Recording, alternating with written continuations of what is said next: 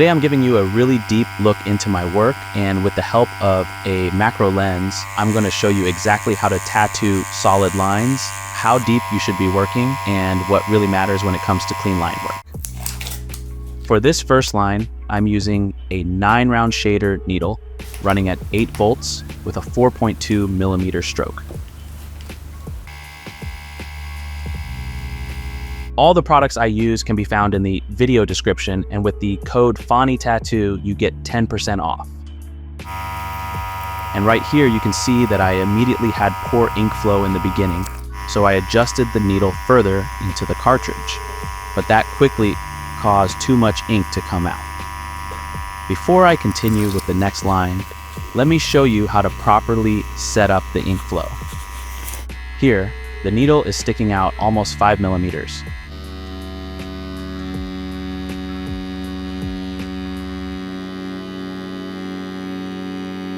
The line already looks pretty good, but the ink flow wasn't perfect.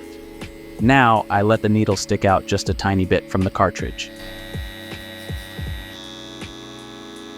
But because the distance is too short, too much ink hits the skin. It's still possible to work this way, but it's not comfortable. So let me show you how to tattoo the perfect line. I set the needle to stick out 4 millimeters from the cartridge, and this gives me perfect ink flow.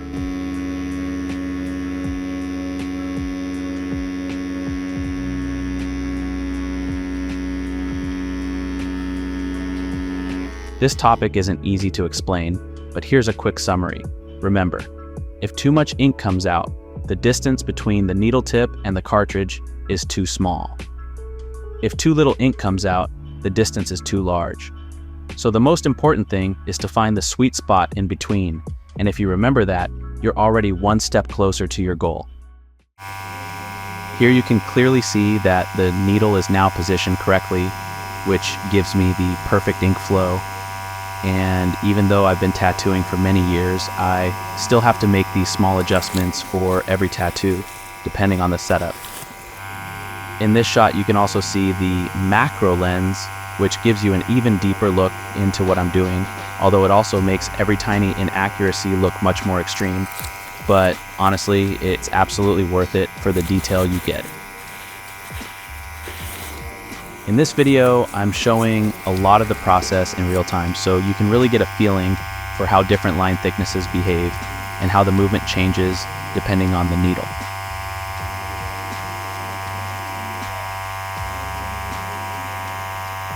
I personally learned line work mostly by watching others tattoo, because nothing was really explained back then. It was just demonstrated, and combined with hours of practice on fake skin, that's how I truly developed the skill.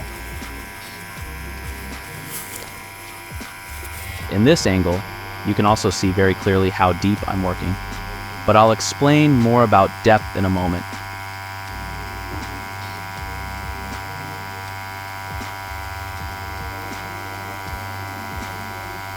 What's really important is that you always leave the skin softly.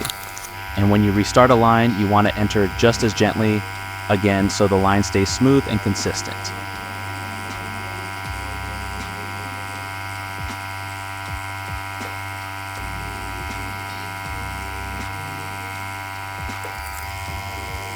This line already looks very solid, and it will definitely hold forever because here I hit the perfect layer of skin, and that's exactly what you want.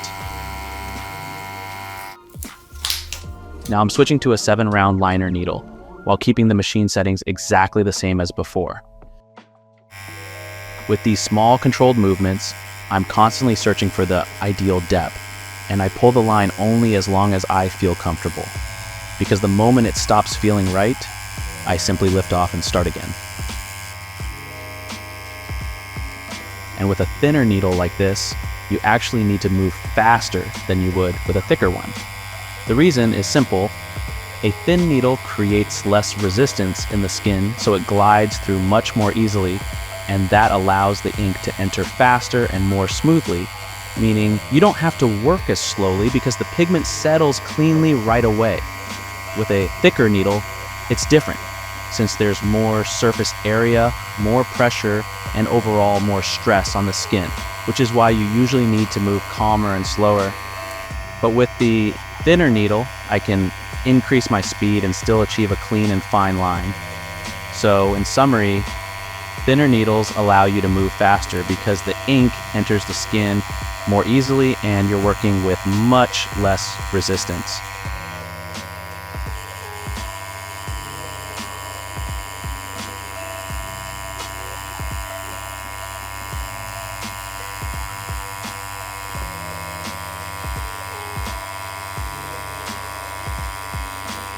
If you want to support me and my work, I would really appreciate a free subscription and a like. I also want to give a huge thank you to my brother who is providing his thigh for these videos, because that is absolutely not something to take for granted. So feel free to leave some love for him in the comments and I'll make sure he reads them.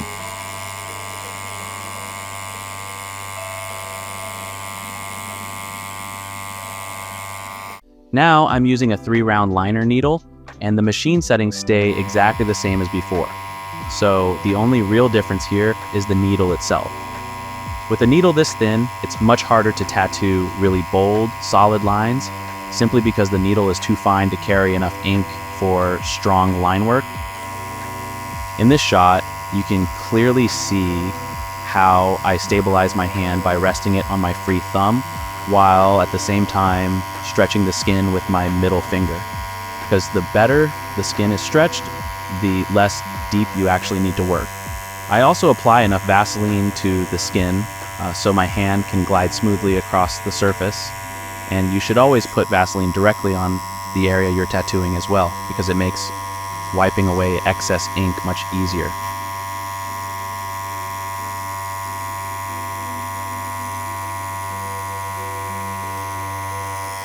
With such a thin needle, I need to pull the line even faster because, as you already know, the resistance is lower and the needle glides through the skin much more easily. And since you can barely feel any resistance at all, it can sometimes be difficult for beginners to find and maintain the correct depth.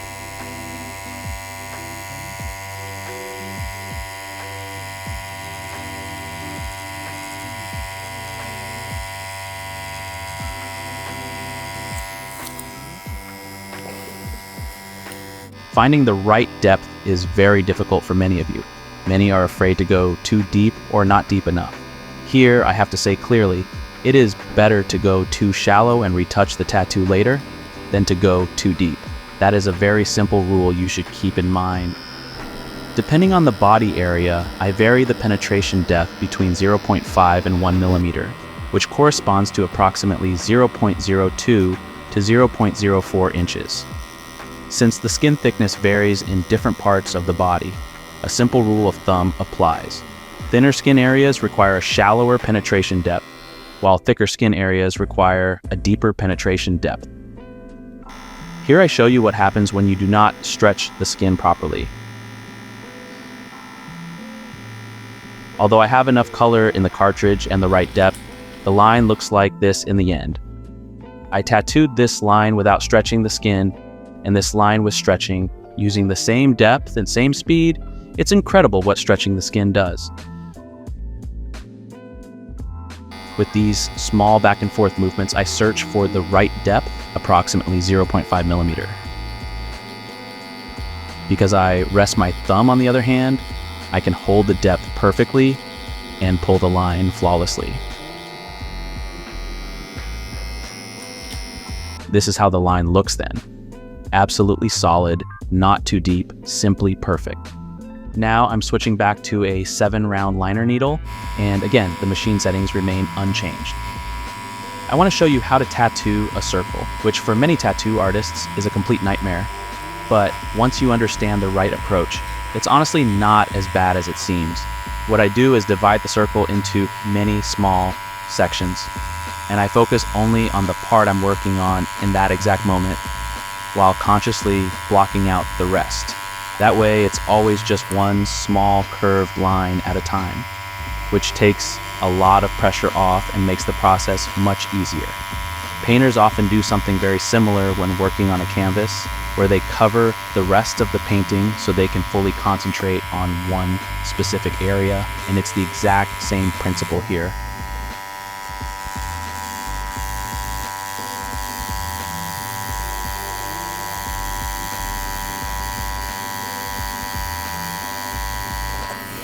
In this shot, you can also see what everything looks like to the human eye without the macro lens, and it's important for me to keep showing this so you understand the scale properly and don't feel surprised when it looks very different in real life.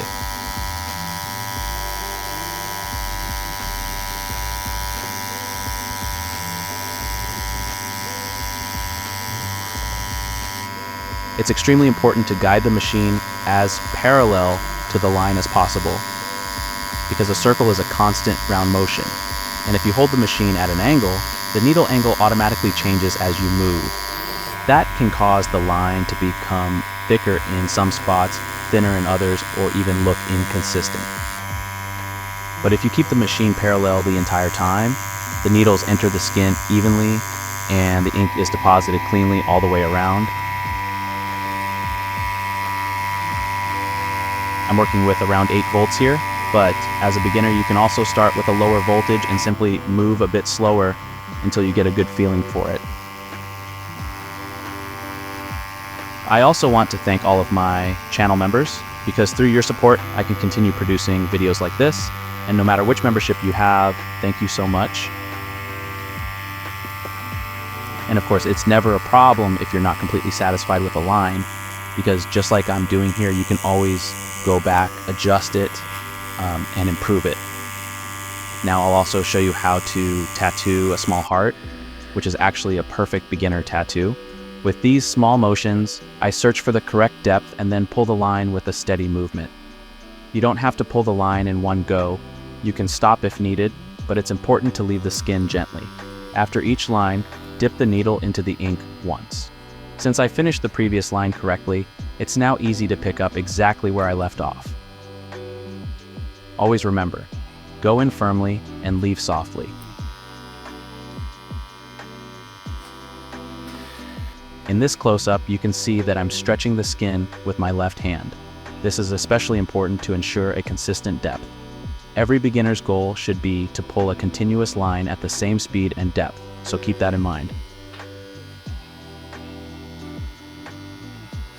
Unfortunately, the client moved and flinched a lot during the tattooing. This can happen in practice, so it's important to know how to handle it. I try to follow the stencil and use my left hand, which is stretching the skin, to compensate for the movements. As a general rule with circles, or as in this case with a curve, try to keep the machine's angle steady. Avoid a shallow angle. Instead, use a steeper angle to place the ink perfectly in the skin, avoiding any blowout. And if you want to support me, I'd really appreciate a subscription and a like, and feel free to leave a comment for my brother as well. And if you want to learn how to do realistic shading, check out this video right here.